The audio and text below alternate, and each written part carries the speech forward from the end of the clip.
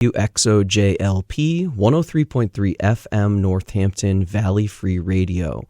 This is Screaming for Change.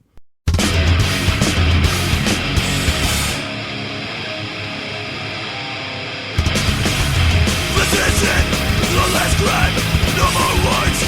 You deserve this, take the name. Join the group, squeeze away. Stop forward, it's welcome to Wolfman arms. Listen you, war on nothing my heart. And all I can see, red enemy before me. Run while you can, the more your time's called the right. Help. This is not an exit. You're looking for an answer. Excuses for the meaning. Your betrayal. My judgment. The end is only the beginning. This is it. The last chance. No more words. You deserve this. Take a name. Join a group. Squeeze away. Someone is welcome to Wolfman arms. Wasn't you? War on nothing my heart. Life in my heart. Your pain makes me smile. Your pain makes me smile.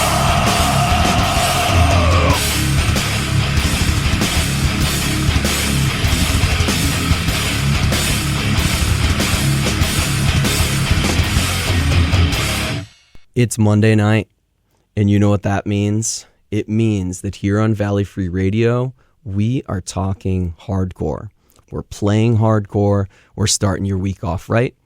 This is Screaming for Change, and I'm your host, John. I'm very excited about this week, and I hope that you think it's as fun as we do. Yes, you heard me say we. I am blessed this week to be joined by someone who's a dear friend and also served as my gateway out of my little bubble of college friends into the greater world of Western Mass hardcore in the early 2000s. Pat Cavanaugh, a.k.a. Posy Pat, was very visible as a hardcore kid on UMass's campus, always with the tight band shirts, the skinny jeans or camo shorts, army cap, cool band buttons, keys on a carabiner, Sauconys, dyed black hair. But as exciting as it was to see this dude from a distance on campus, our first meeting was somewhat of a disappointment. I'm sorry, Pat, I'm going to tell this story. So Pat often ate at the same dining hall as me, shout out UMass Franklin, D.C., and he was also a member of UMass's improv comedy troupe, Mission Improvable. I would attend those shows because I think one or two people in my hallway were in the group. As often happened at that point, if you saw another hardcore kid, you wanted to go talk to them, meet them, figure out what their deal was. I finally mustered up the courage to go and say hi. We could probably figure out exactly when it was because it was the week that American Nightmare had changed their name to give up the ghost. I approached Pat and introduced myself, complimenting his American Nightmare windbreaker, and I believe the direct quotes were, "Oh, you like give up the ghost?" with kind of like a silly tone implying, "Hey, kid, I don't know. I want you to know that I'm cool and know about what's happening with this popular band right now." To which he responded, "If by that you mean American Nightmare," at which point I decided he was not a nice person and I would avoid him going forward. In hindsight, he was just being silly and I was being a little dramatic. I was sad. I don't really remember how the rift was resolved, but eventually we grew to become very close friends, and the two of us were the only people of our larger friend group who were in the same graduating class. Well, there were a couple others, but we were among the few. So Pat grew up in South Hadley, and his friends there and in Springfield soon became my friends. We entered into our friendship with a lot of the older kids at UMass together. He's someone who I love very much. Career-wise, Pat's had a really cool trajectory, living in a few different parts of the country, including the Midwest and the Pacific Northwest, leveraged a DIY blog writing about horror movies into a full-blown career. These days, Pat has to spend time interviewing A-list celebrities as part of his full-time job, but when he first started his blog, I'm pretty sure I was the first person that he interviewed, and oh, now the tables have turned. So Pat, thank you so much for joining me over over Zoom from a different coast and a faraway time zone. Welcome to Screaming for Change. How are you, my friend? John, thank you for having me. I think all of the details of that intro are correct. Any element of it that seemed complimentary is debatable, but there's your version of the truth, my version of the truth, and somewhere in the middle. So thank you for having me. It's a delight to be able to catch up with you and talk about rock and roll music. Oh yeah, Screaming for Change, the rock and roll channel here at Valley Free Radio. So my first song I'd like to play is Buck Cherry, Cocaine.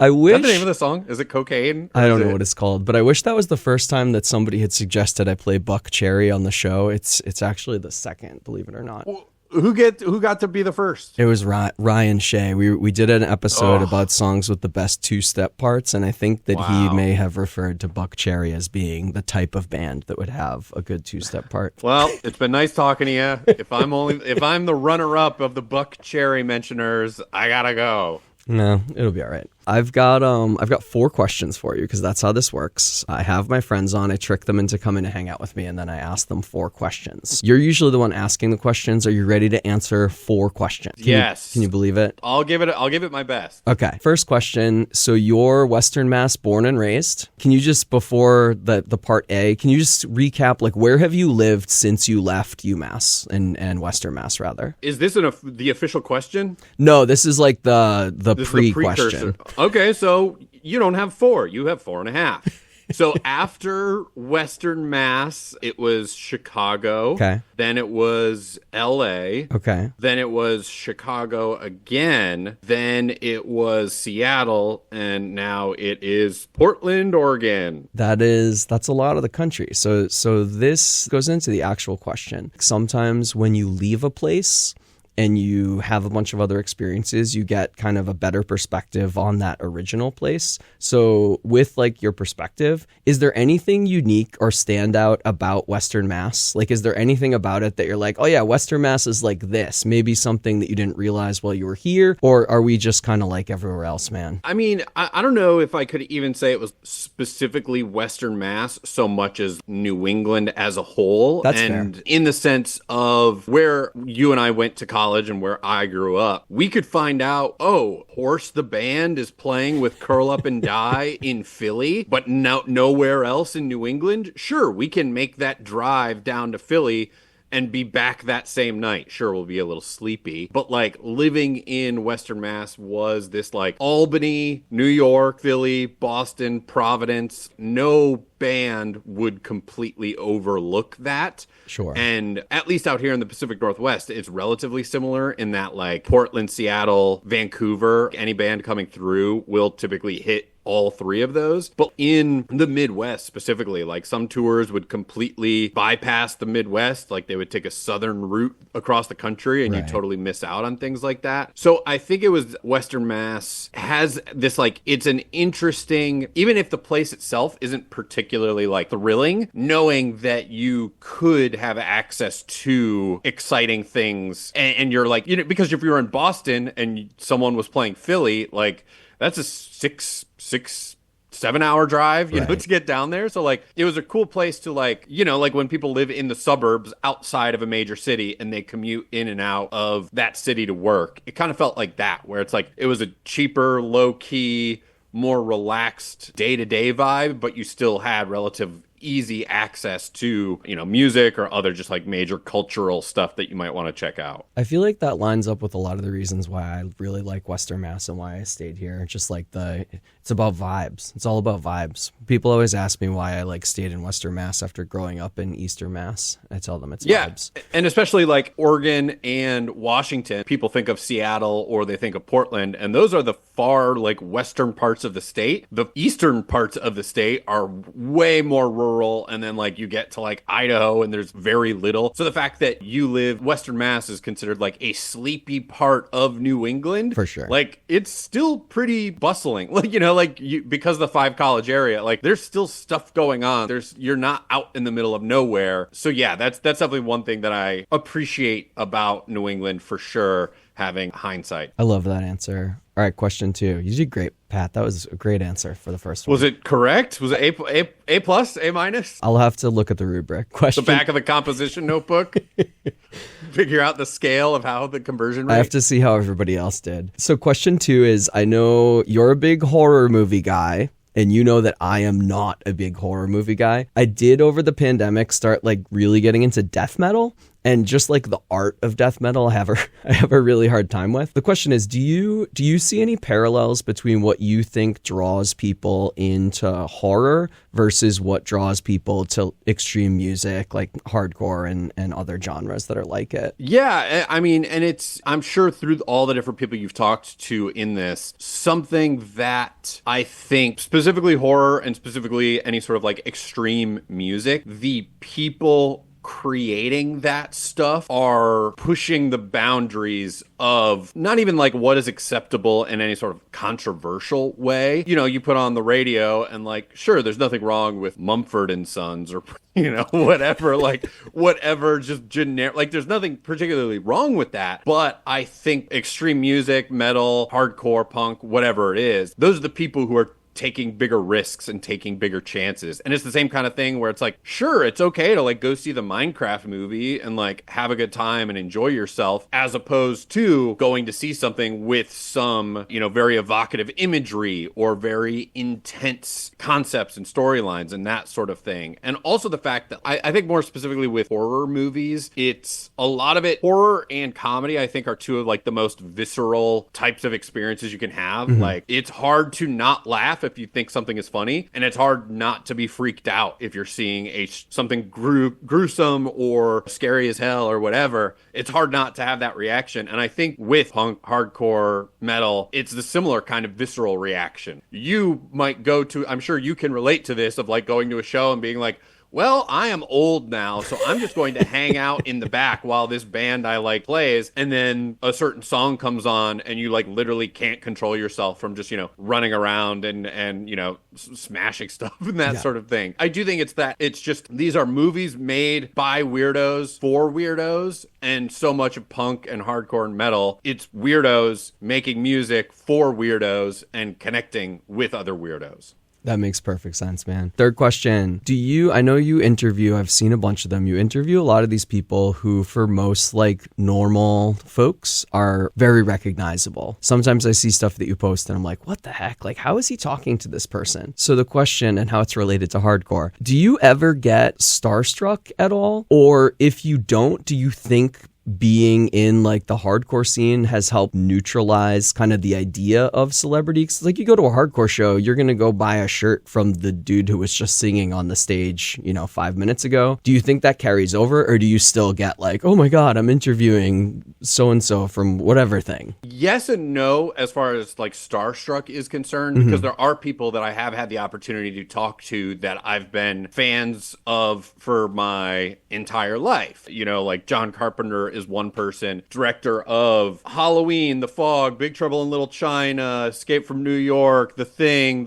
I've gotten to talk to him a few times, and every single time I've been not necessarily scared, but like those nervous, excited, anxious jitters. Same thing with like Jordan Peele. Like there are people who I've spoken to who I have been like, oh, I hope I don't embarrass myself. But I do think, as you mentioned, having that experience in the hardcore scene of like meeting these people and understanding like they are just people has kind of helped prevent me from getting in my head. And it's not it's like all of these people are just people. Whether you're a filmmaker who's made indie weird horror movies, you're the same kind of person as if you're the singer of, you know, a hardcore band who, sure, you're like the face of the band, but like you're still just a person trying to make art to connect to other people. So I do still get quote unquote starstruck, but I do think that the hardcore background has given me that perspective of like, sure, they're struggling to figure out their Zoom that day the same way I might be doing. Yeah. The last question also is going to serve as a little bit of an intro to our theme today. So the last question is, Pat, what do you remember about going to Hellfest? Oh boy. One thing I remember about going to Hellfest, like more specifically thinking about traveling there, is I remember listening to the song Bandages by Hot Hot Heat multiple times in the drive from Western Mass out to, it was Syracuse? Yeah, back that one was then, right? Syracuse. Yeah, it was the last day, The the Syracuse last year Fairground? out there. Yep. Yeah, I remember that. I remember it being very dusty. I remember Oh God, I remember the drinking. dust. I remember drinking a lot of purple Gatorade. Honestly, I don't really remember much of these sets or like the actual music. Like I have flashes here and there, but I think this is at least due in part to the fact that this was over 20 years ago. And other things have happened to me, both exciting and not exciting at all. But so yeah, I remember it being a last minute thing, having to like convince my mom, like, oh yeah, my friends and I were going to pack into a van, drive for 6 hours, go see these rock and roll bands. Oh, overall good memories. I remember seeing you there. I remember seeing you there. We were kind of newly friends at that point. Yeah, I mean, and so when you talked about timing of when we had met, that's one thing that I was trying to figure out, is it had to have been late 2002 or early 2003. Right. Because I remember getting a peculiar instant message from X put some music on X and thinking, who is this psychopath? And turned out to be you, and we made plans to meet up at Hellfest. Okay. So you had the idea, which is funny because you don't always strike me as like a sports guy, but our idea for today was kind of modeled around a sports draft, like the NBA draft or the NFL draft. So we each rolled through the roster of bands that played, and we're going to kind of go back and forth, and we have a collection of songs that we've chosen. I don't know what Pat picked yet. He doesn't know what I picked yet. Pat, you can have first pick. Who do you want? Okay, well, yeah. So the exciting part is that, once one of us picks a band, then they're off the table for the other person. I do appreciate that's very kind of you to give me the first pick. I think I got to take the number 1 seed as far as I'm concerned. So just to get it out of the way, just to take it off the table, I'm going to pick Converge. Okay. We're going to go with, in the interest of time, I was like, oh, it would be funny to make John pick The Saddest Day and listen to all of that. I have played The Saddest Day, so I would have rejected you. I also even said, like, let me do Conduit by Converge, because all the songs that I picked are pre-Hellfest. Like, they all had to be songs released prior to Hellfest. Right. But just in the interest of time, I'm going to pick Locust Rain by Converge. I don't know if they played that when I saw them. I bet they did. I mean, as far as I'm concerned, I think this is a 1 seed pick. I agree. And know what's crazy? I didn't have this on my list. I did not pick Converge. I was having a hard time deciding, do I pick what I would have picked back then, or do I pick what I would pick now? So I was kind of in the middle there. I'm going to give you my first pick too, which is definitely not a band that I really listen to at all now, but was a favorite back then. My pick was the Dillinger Escape Plan for my number 1 pick. And I'm going to go with the track The Mullet Burden. So we're going to play these 2 songs. Do you have anything to say about Dillinger before we jump into the tracks? My memories of Dillinger are more, I don't even think I was listening to them that much at the time, but I do remember watching the video of them performing at the Virgin Megastore on YouTube, when, the guy walks across the crowd at Virgin Megastore. No. So yeah, good pick though. Yeah, I thought it was a pretty good one. We're going to play these 2 tracks. We'll come back and we'll hit you guys with our next pick. We'll be back very soon because neither of these songs eclipses the 2-minute mark. So once again, this is going to be Locust Rain from Converge into The Mullet Burden by the Dillinger Escape Plan.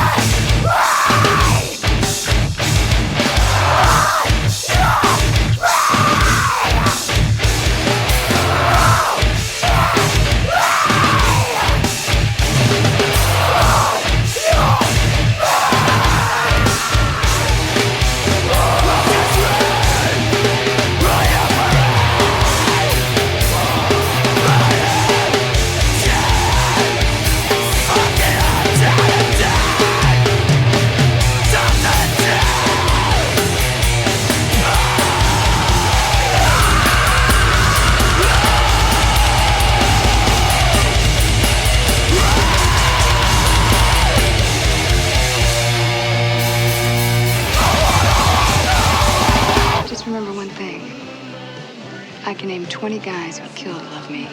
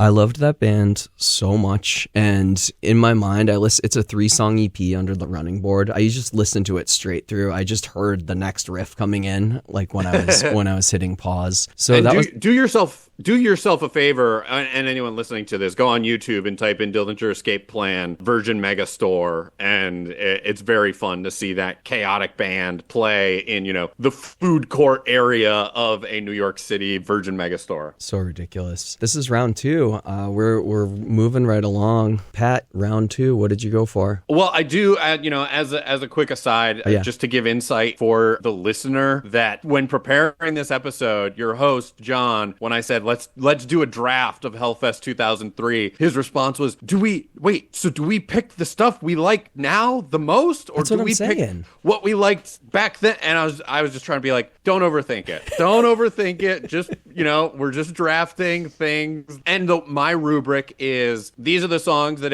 if one of these bands was playing one of these songs like down the street from me, I would go to see that band, that lineup of the 5 bands that I'm seeing. But, we all have different rubrics. Anyway, my next song, I am going to go with a band called The Hope Conspiracy, and I'm going to go with the song Fallen. Hope Conspiracy was one of my first, transitional hardcore metalcore, whatever you want to call it, bands, that End Note EP, and then the full length that this song Fallen comes off of. I wasn't huge on this full length when it came out because I loved that EP so much, but it's just crazy that 20 years later, I saw them 6 months ago with their newest album, and they sounded just as good as they ever did, and it was fantastic. I put that on my best of 2024 episode that I did releases back in January. That, dude, what a great record, and what a surprise, Oh yeah, and that was one of those things with that band that I always held out hope for, is they've never said they officially broken up. So maybe they'll do one-off shows here and there, but the fact that they got back together, did a full album, and even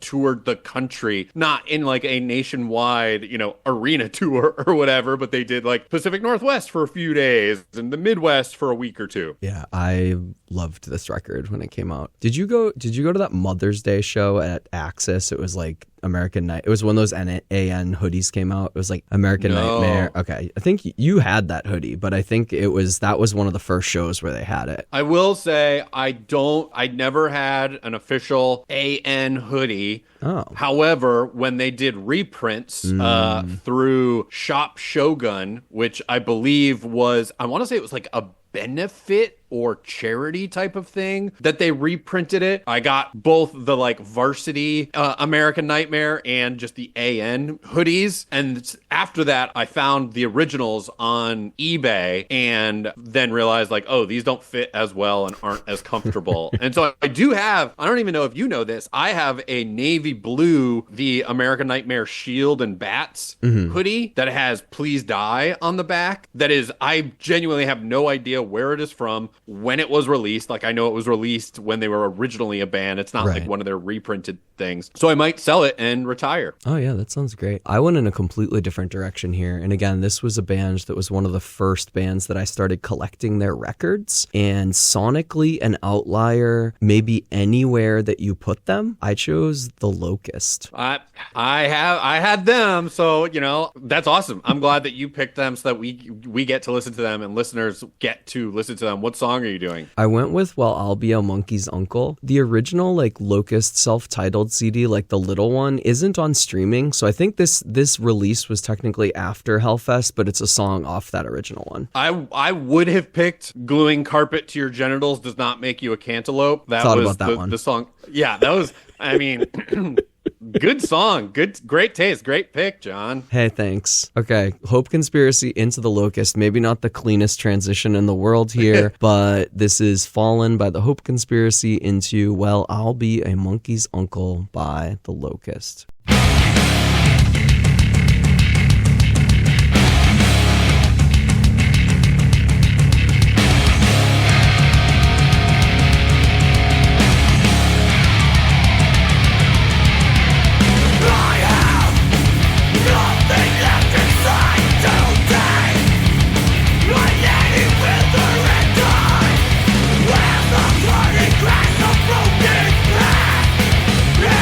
Reckless pain.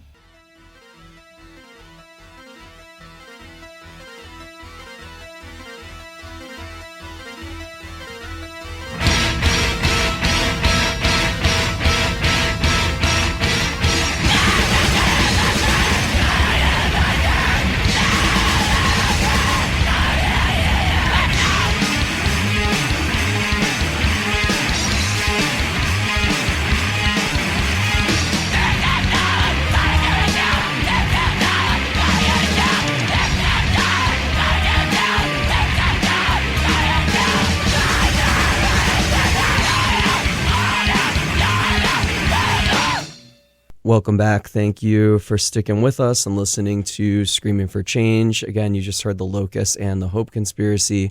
We've gone through round 1 and round 2. We're going to hit you with round 3 and 4 now. So, Pat, it's your turn. Third pick. What do you got, buddy? I'm glad I was able to get these 3 bands. These were my top 3 if I couldn't get any others. Not only from what I loved back then, but what I still love today. So for my third song, I'm going to go with The Suicide File. Oh, the wince on his face just then when I said that. That hurts. The song I'm going to pick is Song for Tonight. I feel like it's a great track. Suicide File is another band that like was one of my earliest punk hardcore crossover introductions. I recently just got rid of my Suicide File shirt from Indecision Records that had like the Woman of Liberty on it or whatever that is. Yeah. I know that one. That had the Indecision Records on that I believe I had to send a money order to Indecision Records to get. That is my third pick. That might be one of my favorite bands from this entire show, and I feel like I was the same amount of stoked on them going to that show as I am presently, as I am at any point. And I also feel like nobody ever talks about this band. Just listening to a lot of like stupid hardcore podcasts all the time, I feel like so many bands get like hyped up. The Suicide File was like one of the best bands of that 3 or 5 year span. I think it's because I don't think they were necessarily pushing the boundaries or like revolutionary in what they were doing, but they were such a solid, consistent executioners of what they were doing that it's like, if this is the kind of like punk or hardcore you like, this is the best version of it. I don't think they're influenced because so many other bands were like,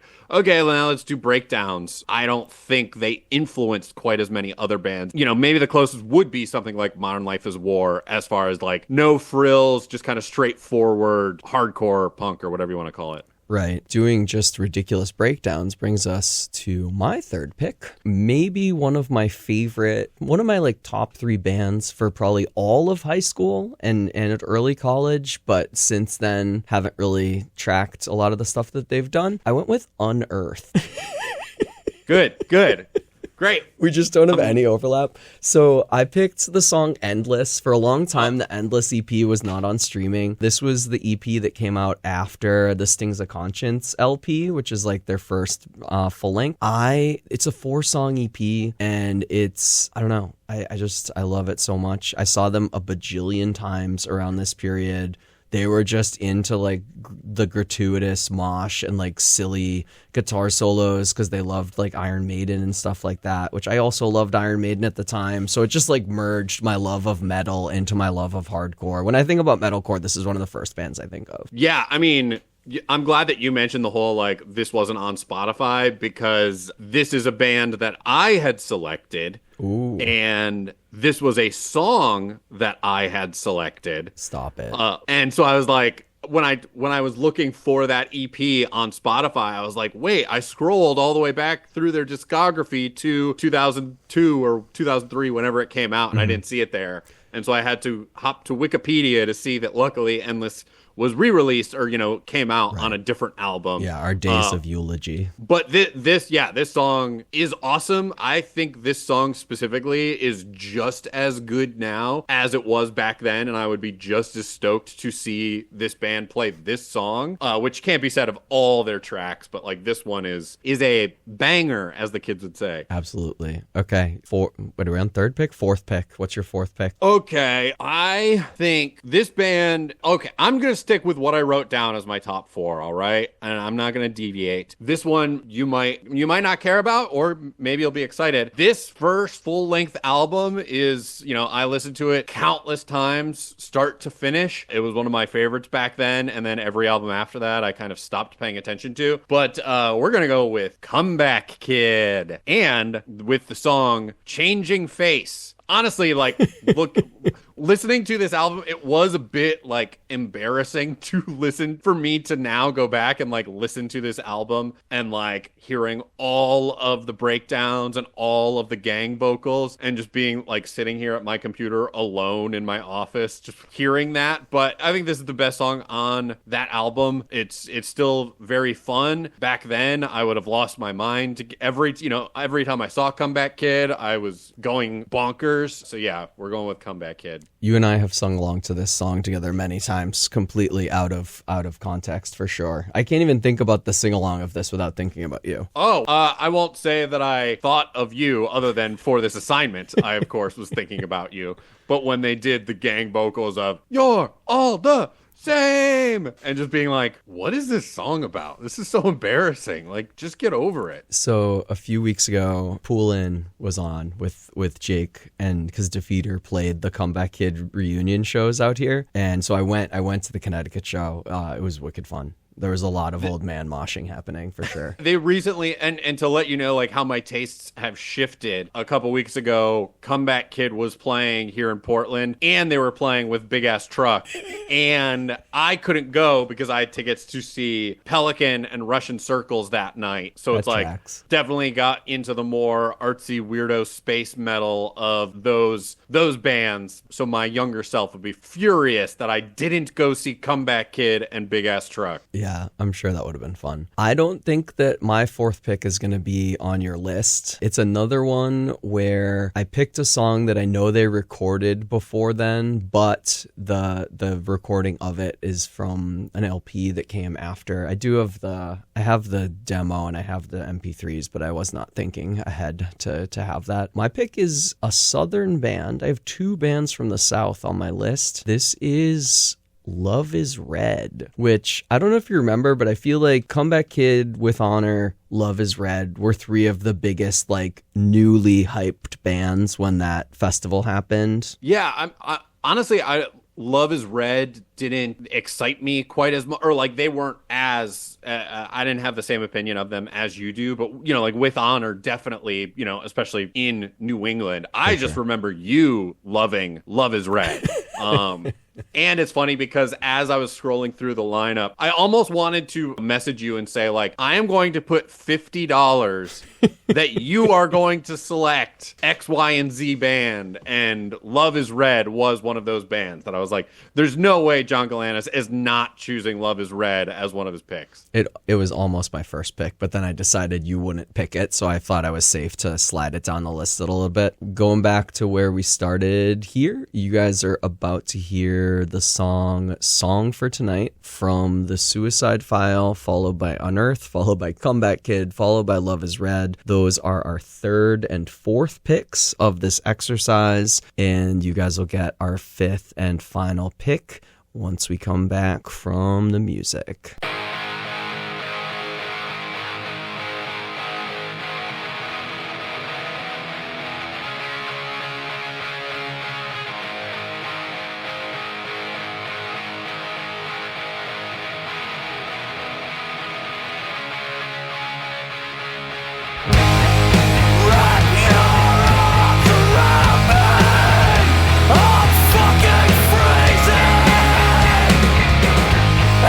Just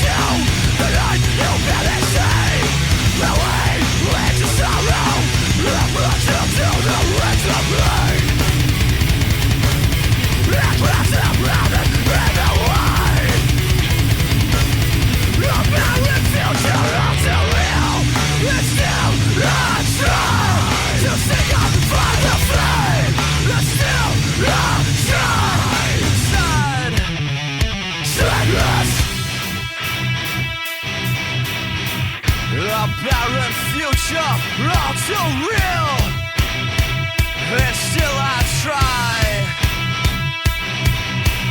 Endless fight, fight, fight, fight. Endless tragedy. Endless.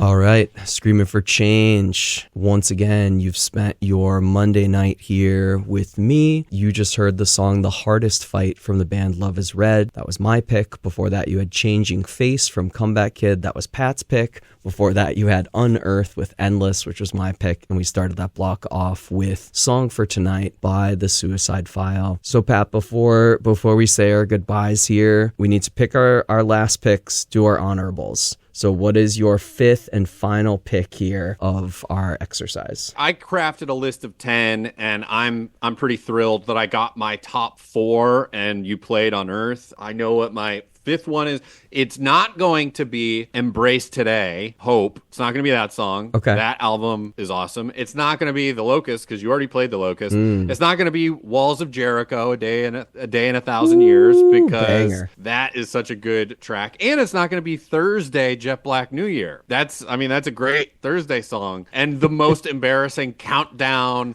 of and the fact that the countdown culminates with Can We Have One Last Kiss is so embarrassing.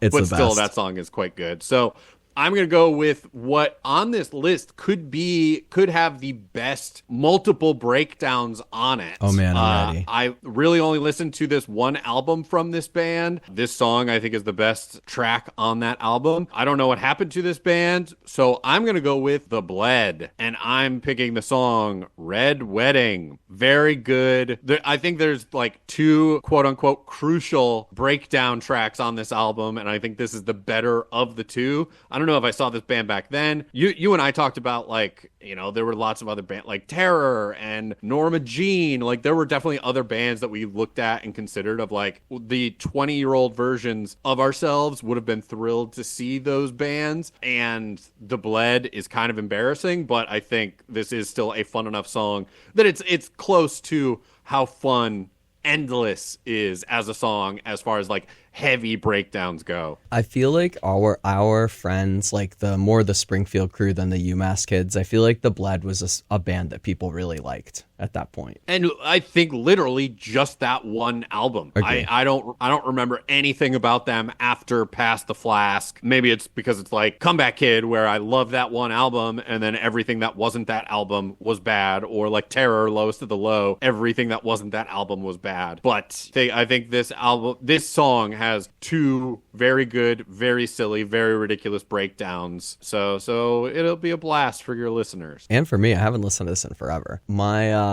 honorables, so Sky Came Falling, that could have easily been on my list. I feel like they've re-released some stuff recently, but I feel like I hadn't heard anything about them in 20 years, but I love both of their records. The other track that I thought about playing was a Biohazard song, and I was also kind of like, I don't even remember that Biohazard played Hellfest that year, but I love them. Norma Jean, like you said, was another band that I had thought about playing, but I did wind up going with Embrace Today. Okay. I got nervous for a second when you said that, like, you told me that the song was relatively short. I was like, wait, didn't Champion play this year? Okay, they're persona non grata. No, they let's kick them. Let's try and forget that Champion ever happened. I had this in my notes, Pat. I had a list of all canceled bands. I was like, what if I just came on and we just played As I Lay Dying and Champion and Daughters and Anti-Flag? Because musically, honestly, that could have been my list. But like, how many problematic people could have been on one festival? Yeah, I mean, of the lineup of, 100 bands or whatever, I think we easily could have, whittled it down to like 30 who have not been canceled. But wait, what Embrace Today song are you picking? I went with A Song for You off Soldiers. That Soldiers album, like Death Wish, is so underrated, I feel, in just like the production quality of their albums, that so many bands have released their best albums on Death Wish. So like Embrace Today, the stuff before Soldiers, the stuff after Soldiers, I didn't care as much about, but like this album, just the production of it and the sound of it is so good. All right, Screaming for Change. Pat Cavanaugh's here. Pat, I want to say thank you for taking time out of your day to hang out with me, to play some hardcore, to talk about hardcore. Any last words, promotional items, wishes? Thanks for having me. I'm glad that we didn't have, you stole 2 of my songs, I stole 1 of yours. So like the fact that our tastes were not 100% aligned, but pretty closely aligned, I think I'm excited about that. You know, listeners, make sure to track us down online and tell us who had the better picks. I look forward to you telling me how I had the better picks, because of course I did. But yeah, look forward to getting together next year when we draft Hellfest 2004, which we also both went to. So we can both pick 10 Bad Luck 13 Riot Extravaganza songs. Last 2 tracks, guys. Once again, this is The Bled with Red Wedding and Embrace Today with A Song for You.